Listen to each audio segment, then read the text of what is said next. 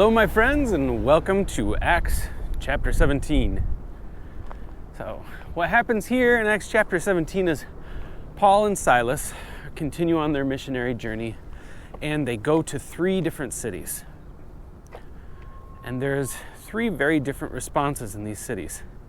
And that's what I'm going to highlight. I'm going to tell you right in the beginning what I'm going to highlight here. But that there's 3 responses, and they're vastly different, even though Paul essentially is giving the same message. I mean, it varies. He's not saying the same words, but it's the same message. And the people receive it just very differently. So first, they're in what's still considered to be, what would it be, Macedonia?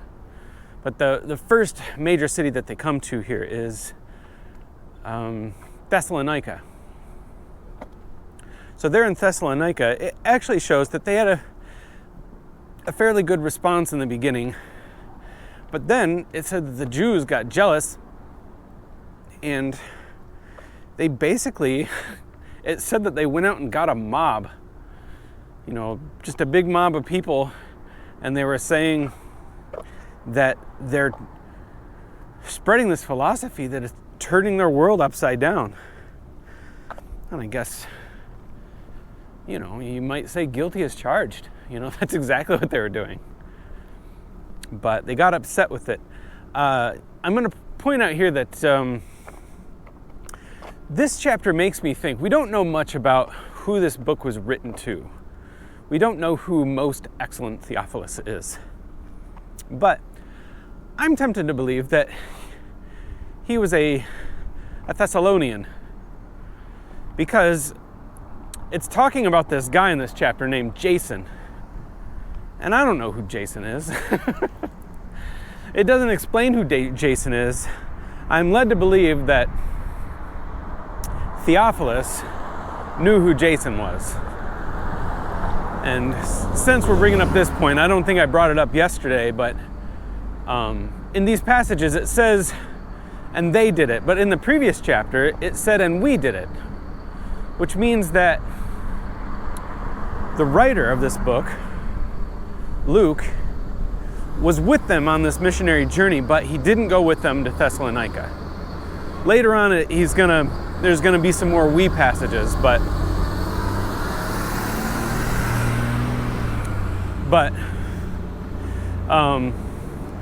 they're not going to Thessalonica. Go for it. Sorry, this car's waiting for me to go, and I'm waiting for her to go. Anyway, so Luke did not go to Thessalonica, probably. So they started a mob, and they went into the house where Paul was staying, and they arrested a bunch of the brothers. And it says that they didn't find Paul there, but that they threw them all in jail. And then it says that Jason, I'm led to believe Jason's a pretty wealthy person. He basically paid some bail, and they all got out. And then the new Christians, are all saying, you guys should probably leave. So that's town number 1. They basically, received it a little bit, but then they started a mob. For the most part, I would say Thessalonica was pretty resistant to hearing information. They didn't want to hear anything new. They heard something new and they said, okay, let's start a mob and kick these guys out.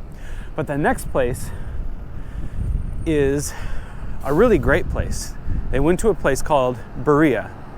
And there the Berean church, or it wasn't a church back then, but they all started listening to the words that Paul was saying, and they started getting out their scrolls and fact-checking everything that he was saying. And it said that every day he was teaching, they were fact-checking him, and because of that, many people came to the Lord. This is what we should be. We need to be Bereans. We don't want to be like Thessalonians. because we don't want to just reject things as they come along, especially when it comes to Christianity. We can't just reject it. We need to at least examine it. And if you examine it, like the Bereans do, you'll be surprised to find out that it's really true. And I'm saying this to Christians too, because I feel like some Christians just accept it. I think this was probably true of the Thessalonians also. They kind of accepted it right away, or they denied it right away, but they didn't give it a fair shake. But they come to Berea, and they're fact-checking them left and right, and they come in the end to a conclusion that Jesus is the Messiah, that he did have to suffer, and that he did raise again. But then they go to Athens. And Athens is kind of on the other side of the spectrum. There in Athens, there's gods everywhere. It said, it's understood that there was more gods than there were people. And so while he's in Athens, some of the people there were saying, "Who is this babbler? And what's he going on about?" And so they kind of brought him to what's known as the Areopagus, named after Ares. In some translations, it's called Mars Hill. And there in the Areopagus, it's basically, today we would probably call it like a TED Talk. People that are just constantly getting information. They just love learning new things. And they have all these gods. I'm reminded when I read this chapter of a quote by C.S. Lewis where he's talking about an open mind. Now, an open mind in some ways is a good thing. But in some ways it's a bad thing.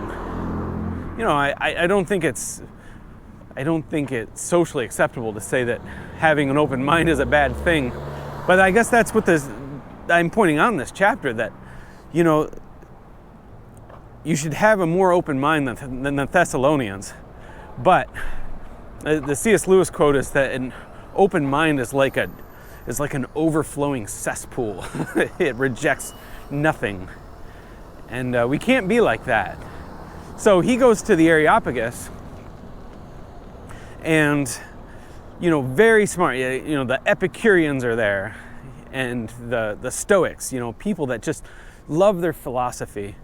And so he's speaking to these people, and after they hear him speak on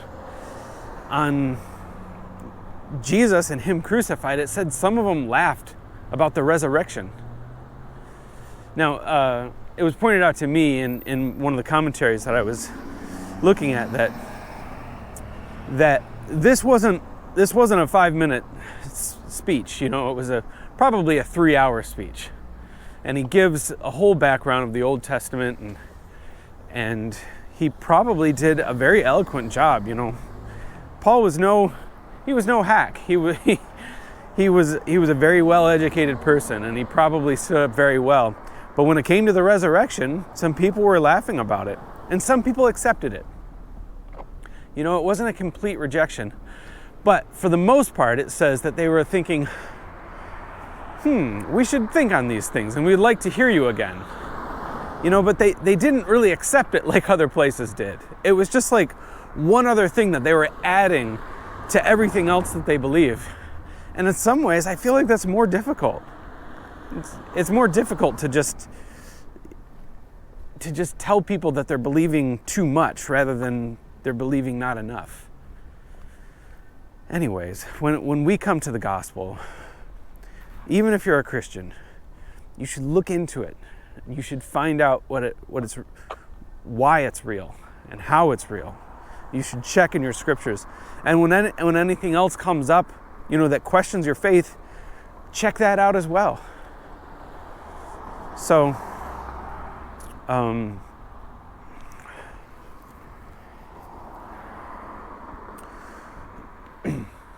there's one more thing I really liked about this chapter, and it was that when he was speaking in the Areopagus, he was noticing all these gods, And he said, I found an inscription here, and it says, to the unknown God. And he says, I'm here to tell you about the unknown God. I think that's interesting because I feel like that's true. I'm here at the University of Michigan, and this is one of the best schools in the country. And I walked around one day with a recorder and asked these college students if they could tell me one book from the Old Testament and one book from the New Testament. And I probably asked this to 50 students, and not one of them could tell me the name of a book of the Old Testament or a book from the New Testament. Not a single one of them. And I think that's really sad, you know. I think when we're talking to our culture, we are still talking to people who are worshiping an unknown God. So, you know, I would really like to make him known. I would really like to speak like Paul to the Areopagus, but I feel like I get the same response. So we need to pray for our country. We need to pray for the culture that we live in, that we might wake up and be more like the Bereans. Anyways, that is Acts chapter 17. All right, bye.